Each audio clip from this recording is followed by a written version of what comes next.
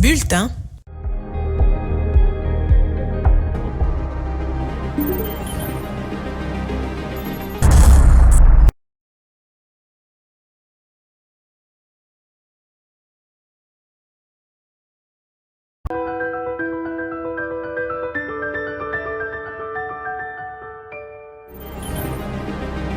Géopolis Télévision, dans les profondeurs de l'économie africaine. Tout de suite,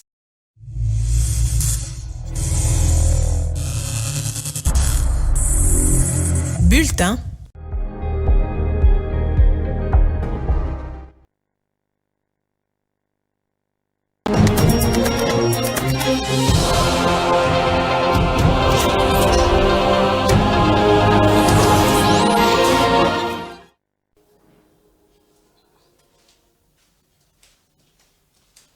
Il est temps de vous informer, Madame, Messieurs, bienvenue dans ces 13 heures.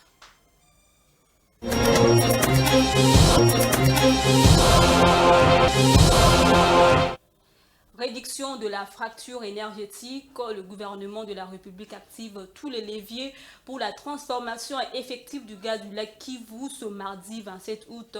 À la primature, la première ministre Judith Suminwa-Tuluka a échangé avec le directeur général de la société Midropol Inc., qui était accompagné de sa délégation au cours de cette audience.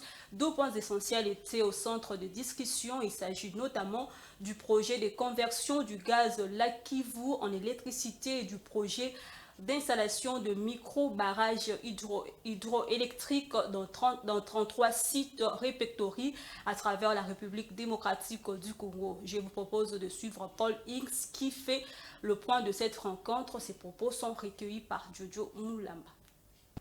Nous avons rencontré son Excellence Madame la Première ministre pour lui discuter de notre projet que nous avons dans le lac Kivu, un projet de conversion de gaz méthane en électricité pour fournir cette électricité à la population du sud Kivu, du nord Kivu et éventuellement aussi dans l'Ituri en passant par Beni et par Butembo. C'est un projet intégré que nous faisons, extraire le gaz, le convertir en électricité et le distribuer à la population de cette partie du pays. Nous sommes venus ici pour régler certaines questions de nature administrative avec la chef du gouvernement et nous pensons que ces questions qui étaient pendantes pourront être résolues assez rapidement. Et si tel est le cas, dans les 3 mois à venir, nous espérons pouvoir initier les différentes étapes qui sont nécessaires à la mise en œuvre du projet. Les avantages que la population va tirer de ces projets sont énormes. Vous savez que la desserte en électricité dans cette partie du pays est très basse.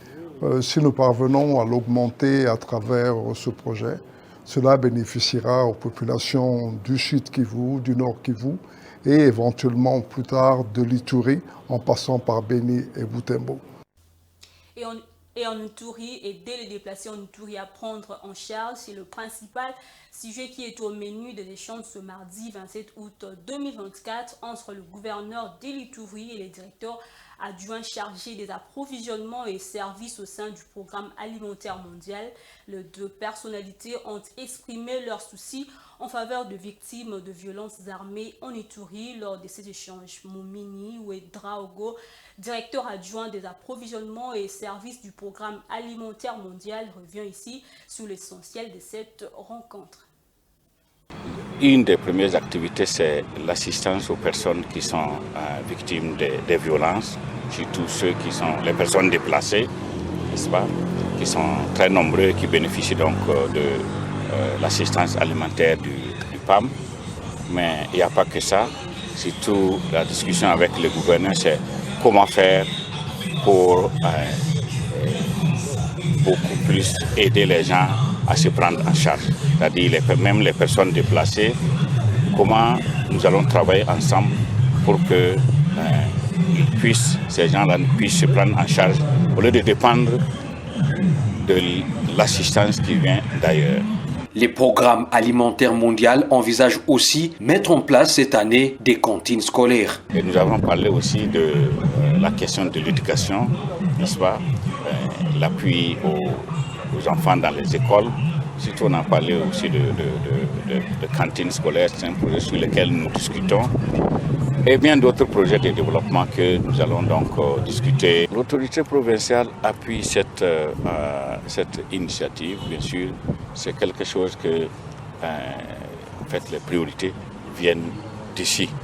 C'est-à-dire, nous ne ferons qu'accompagner, mais on va travailler ensemble à identifier ces priorités-là et aller aussi vers les bénéficiaires pour discuter et pour avoir leur participation effective dans ces projets.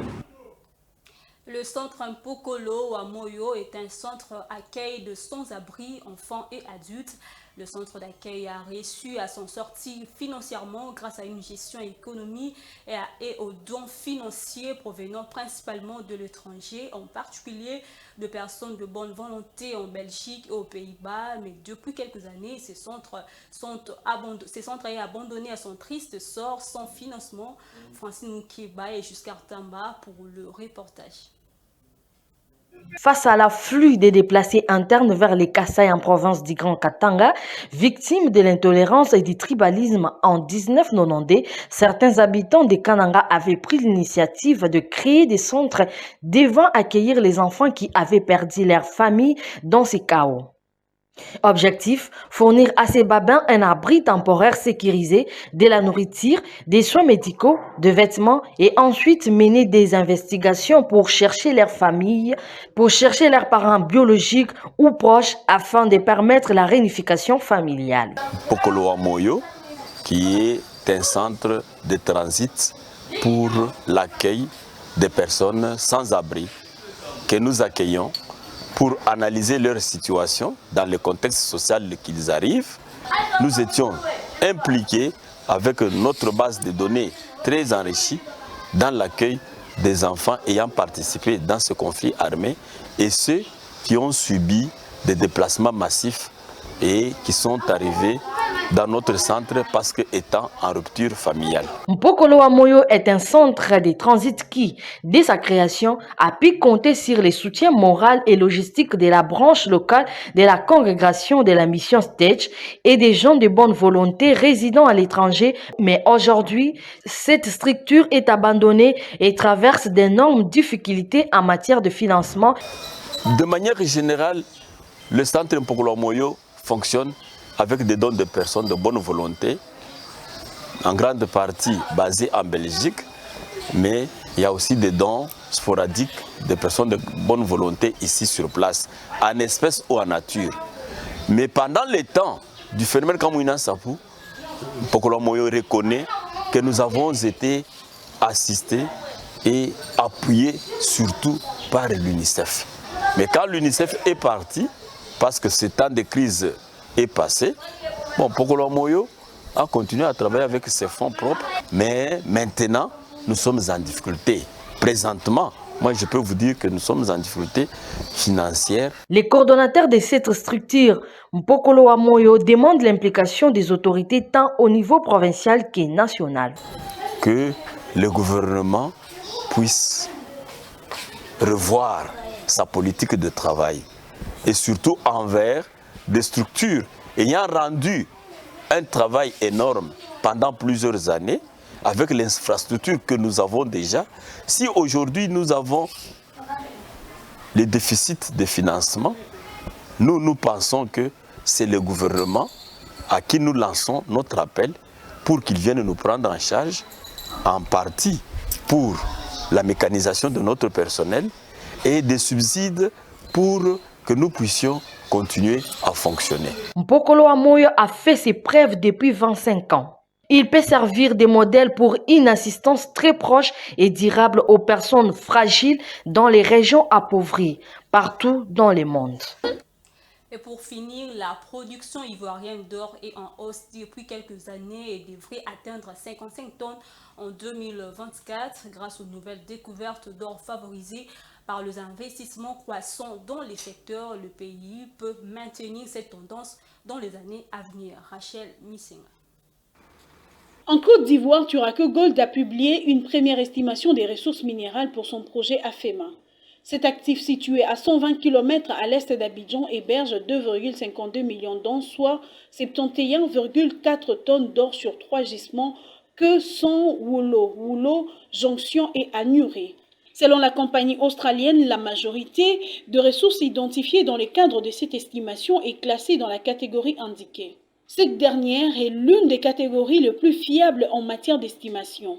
Turaco a ajouté que tous les gisements de projet ne sont pas inclus dans cette estimation initiale, qui n'est qu'une première étape dans la découverte de plusieurs millions d'onces à AFEMA. Pour atteindre cet objectif, Turaco Gold compte poursuivre les travaux sur les 3 gisements déjà cités et sur les autres gisements.